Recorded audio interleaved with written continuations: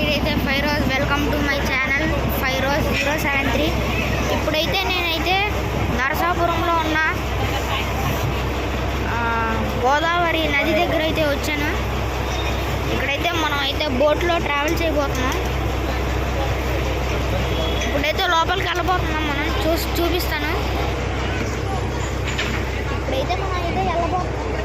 నరసాపురంలో లోపలికి అయితే వెళ్ళబోతున్నాం. చూపిస్తాను. చలో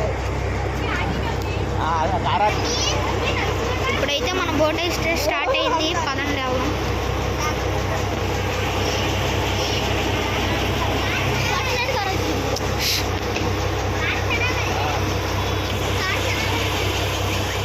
చూడండి గైస్, వ్యూ అయితే సూపర్గా ఉంది.